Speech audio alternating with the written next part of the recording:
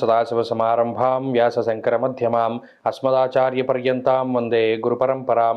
జ్యోతిష్ శాస్త్రాన్ని భావితరాల వారికి ప్రసాదించిన ఋషుల యొక్క పాదపద్మాలకి నమస్కారం చేసుకుంటూ, అలాగే నాకు ఈ జ్యోతిష విద్యను నేర్పిన గురువర్యులు జ్యోతిష బ్రహ్మ కీర్తిశేషులు శ్రీ ఏరంకి సూర్యనారాయణమూర్తి గారు, సూర్యశ్రీ దైవజ్ఞ గారి యొక్క పాదపద్మాలకి నమస్కారం చేసుకుంటూ, ఓం శ్రీ మహాగణాధిపతి నమః, శ్రీ గురుభ్యో నమః, హరి ఓం. వీక్షకులందరికీ నమస్కారం. మిథున రాశి వారికి ఈ వారం సాధారణమైనటువంటి గ్రహగతులు గోచరిస్తూ ఉన్నాయి. లాభస్థానమందు గురుగ్రహం అనుకూలిస్తూ ఉండగా దశమ కేంద్రమందు రాహు యోగిస్తూ ఉన్నారు. అయితే ఈ రాశి వారికి ఈ వారంలో అష్టమ చంద్రుని యొక్క దోషము, భృగు షట్క దోషము, సప్తమ కుజుని యొక్క దోషము ప్రబల అధికంగా ఉన్నాయి. 6, 7, 8 స్థానాల్లో ఉండకూడనటువంటి గ్రహాలు ఉండడం వల్ల శత్రుబాధలు, రుణబాధలు, అలాగే మానసికమైనటువంటి రోగములు అధికంగా ఉండడం, అలాగే మాట పట్టింపులు అధికంగా ఉంటూ ఉండడము, మరీ ముఖ్యంగా కోర్టు కేసులు, వ్యవహారాలు, పోలీసులు లేదా కారాగారానికి సంబంధించినటువంటి విషయాలు, లేదా మరియే ఇతరత్ర ప్రభుత్వానికి సంబంధించినటువంటి అంశాలు ఏమీ లేకపోతే కనీసం బండికి చలానా కట్టేటువంటి పరిస్థితి అయినా సరే ఈ రాశి వారికి వస్తుంది. కాబట్టి ఈ వారంలో కొంత జాగ్రత్తగా అప్రమత్తంగా ఉండాలి. బయటికి వెళ్ళేటప్పుడు హెల్మెట్ పెట్టుకోవడం, కారులో వెళ్ళేటప్పుడు సీట్ బెల్ట్ పెట్టుకుని డ్రైవ్ చేస్తూ ఉండడము, సేఫ్టీ ప్రికాషన్స్ తీసుకుంటూ ఉండడం, ఇటువంటి వాటి వల్ల కొంత ప్రతికూలమైనటువంటి వాతావరణం నుండి బయటపడడానికి అవకాశం ఉంటుంది.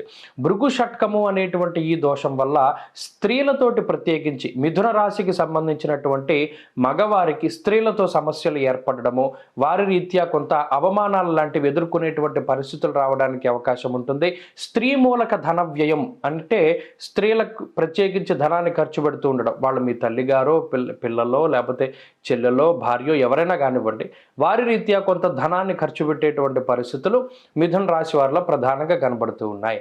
అలాగే ఈ వారంలో ప్రయాణాలు అధికంగా చేయడం వల్ల శారీరకమైనటువంటి శ్రమ కొంత అధికంగా ఉంటుంది. మరీ ముఖ్యంగా దుర్దోష శత్రు సంవాద గమనం వ్యధ, తిన్నగా వెళ్లకుండా చుట్టూ తిరిగి వెళ్తూ ఉంటారు.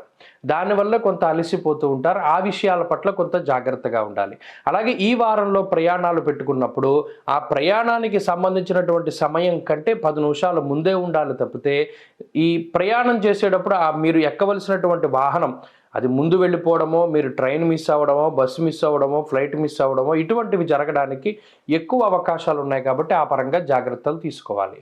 అలాగే కుటుంబ సభ్యులతో మాట్లాడేటప్పుడు ఆచితూచి మాట్లాడుతూ ఉండడం ద్వారా మాట పట్టింపుల నుండి బయటపడతారు. ఉద్యోగపరమైనటువంటి విషయాలు సానుకూలంగా గోచరిస్తూ ఉన్నాయి.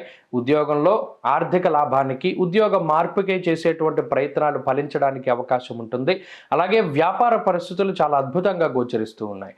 కొత్త వ్యాపారాలు ప్రారంభించడం, వాటిలో లాభాన్ని ఆర్జించడం లాంటి విషయాలన్నీ కూడా ఈ రాశి వారికి చాలా అనుకూలంగా కనబడుతూ ఉన్నాయి. విద్యార్థులకి కాలం అనుకూలంగా ఉన్నది.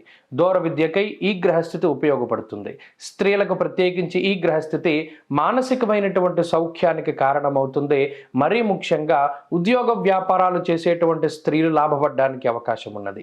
మిథున రాశి వారు ఈ వారం మరింత అనుకూలమైనటువంటి ఫలితాలను సాధించడానికై లలితాదేవి యొక్క ఆరాధన చేయడం చెప్పదగినటువంటి సూచన. చక్కగా లలితా సహస్రనామ స్తోత్ర పారాయణం చేస్తూ ఉండడం ద్వారా మంచి ఫలితాలను పొందగలుగుతారు. ఈ వారంలో కలిసి వచ్చేటువంటి రోజు గురువారంగా చెప్పవచ్చును. అదృష్ట సంఖ్య 4, అదృష్ట వర్ణము పసుపు. తదుపరి కర్కాటక రాశి.